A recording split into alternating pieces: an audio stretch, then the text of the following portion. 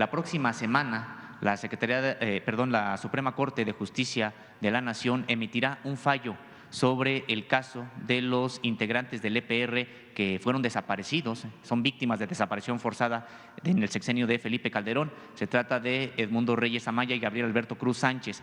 Emitirá un fallo en el que se podrá determinar si se realiza una investigación de manera exhaustiva que incluso podría llevar a solicitar a citar a tanto mandos del Ejército como incluso hasta el propio presidente Felipe Calderón. La próxima semana será una resolución importante de la Suprema Corte de Justicia de la Nación. Sin embargo, la propia Sedena y la propia Fiscalía General de la República hoy siguen litigando en contra de este asunto para que todo quede en los mandos civiles del Estado de Oaxaca. Esta posición, tanto de la Sedena como de la Fiscalía, pues data de los sexenios anteriores, que en efecto pues no querían que se supiera exactamente qué fue lo que ocurrió, prácticamente un crimen de lesa humanidad, uno de los más recientes, que incluso ya no alcanza a ser estudiado o atendido por la Comisión de la Verdad, porque como ustedes recordarán, la Comisión de la Verdad solamente llega hasta 1996. Estos dos casos tienen que ver ya con el sexenio de Felipe Calderón. Está comprobado, la propia Sedena ha aceptado que una partida de militares de más de 40 fue quien ejecutó esta aprehensión y bueno, la Sedena lo que señala es que al entregarlo a las autoridades civiles de Oaxaca ya no tuvo conocimiento de qué fue lo que ocurrió. La pregunta, señor presidente, es si usted estaría dispuesto a ordenar a la propia Sedena que informe de los partes militares que se entregaron al respecto y de todo lo que tuviera que ver para poder saber qué fue lo que ocurrió con estos dos luchadores sociales integrantes del EPR, que más allá de que se hubieran cometido delitos, algunos hubieran tenido que ser presentados ante las autoridades correspondientes. Pues es lo mismo, hay que esperar la resolución de la Corte y cumplir lo que la Corte mande, decida, resuelva, y nosotros estamos en una postura de completa transparencia, de no ocultar absolutamente nada, de decir la verdad, de no caer en impunidad, que se sepa todo y se finquen responsabilidades de acuerdo a los procedimientos legales y no hay obstáculos de ninguna institución del Estado, porque la instrucción que han recibido todos los titulares de las secretarías es que ayuden, que cooperen, que no se conviertan en cómplices de delitos. Entonces, no hay ningún problema. Aquí también aprovecho para comentarles lo de la compañera Reina. Nadie la ha perseguido. Nosotros somos respetuosos de la libertad de expresión, de la libertad en general. Desde ese día que estuvo aquí, que pueden hasta reproducir el diálogo que se presentó, saliendo, ya sabía yo, me informaron de que estaba ya tramitando el irse a España.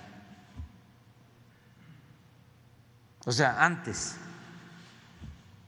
ya cuando vino aquí, ya sabía que se iba a ir a España. Yo creo que ya tenía sus boletos. Entonces, no vamos nosotros a perseguir a nadie, a reprimir a nadie. Es una cuestión de principios y decirle que puede venir las veces que quiera, que no hay ningún problema Y repito, no somos iguales. Nuestro gobierno no reprime, aunque quieran inventar cosas, porque les gustaría mucho el poder decir todos son iguales. No, no somos iguales. Nosotros condenamos la represión, no somos cómplices de represores, no nos callamos ante la tortura, ante masacres, no hay impunidad. Por eso tenemos autoridad moral y las veces que sea lo vamos a estar recordando.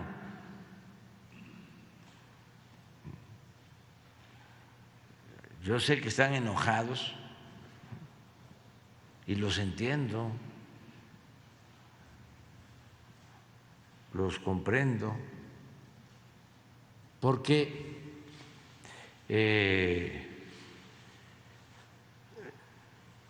sacaban provecho de un régimen corrupto.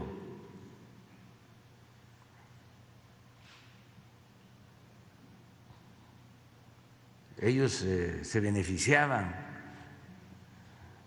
eran los privilegiados de un régimen de corrupción que imperaba en el país. Toda una red, una mafia, como son los gobiernos autoritarios, conservadores, que hemos padecido en nuestra historia y que se han padecido en el mundo, articulados, ya lo hemos hablado.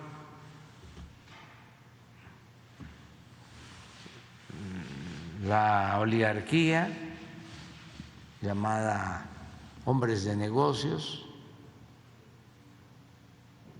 porque en sentido estricto ni siquiera son empresarios, son traficantes de influencia.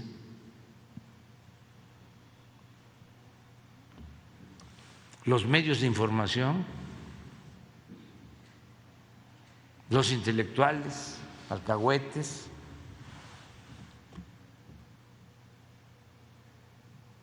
y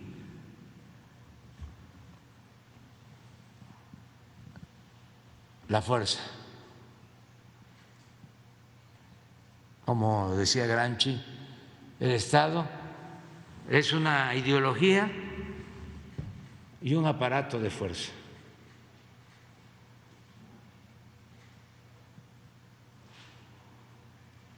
Para sostener a una minoría de saqueadores. Entonces, eso ya no se permite en el país y los tiene desconcertados, obnubilados. Fíjense que faltan como más de 2 años para la elección. No, 2. Va a ser en junio, ¿no? Del 24. Y ya están hablando de fraude.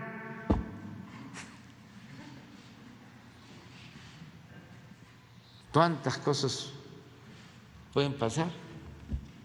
No sabemos qué nos depara el destino.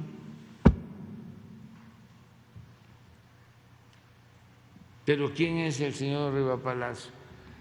Pues vocero de Salinas, de Gortari, uno de tantos. Y los del Reforma,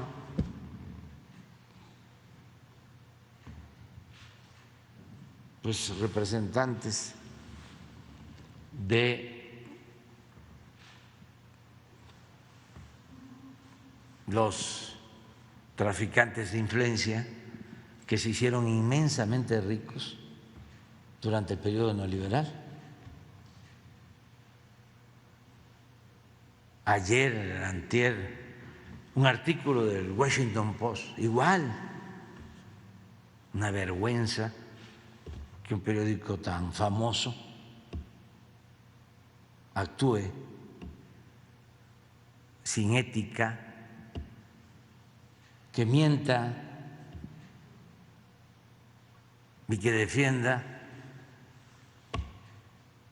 a saqueadores de nuestro pueblo.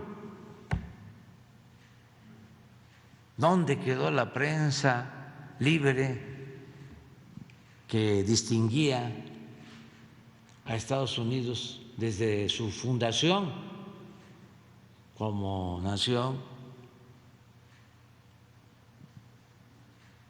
Tenía la prensa de Estados Unidos esa característica de actuar con absoluta libertad. Tenían dos cosas importantes. Se decía que la prensa en Estados Unidos era como escuela, eran universidades, era enseñanza y eran sinónimo de independencia. Y lo otro, los jueces, el poder judicial. Por eso, cuando la revolución, muchos opositores a la dictadura porfirista se fueron al exilio a Estados Unidos. Los magonistas hicieron regeneración en Estados Unidos, iban a la cárcel, pero si se quedaban aquí, les aplicaban la ley fuga. No valían las leyes. Allá tenían posibilidad de conseguir un amparo, la libertad bajo fianza. Pues eso caracterizaba a Estados Unidos. Incluso se elegían a los jueces, todavía se sigue haciendo en algunos casos, pero ya el Washington Post, el New York Times, el Wall Street Journal, al servicio del poder económico, no de los ciudadanos, no de los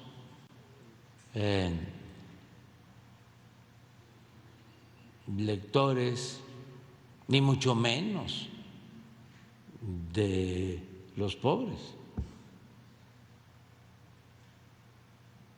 Entonces, todo eso está pasando, es distinto ahora y por eso a tu pregunta no hay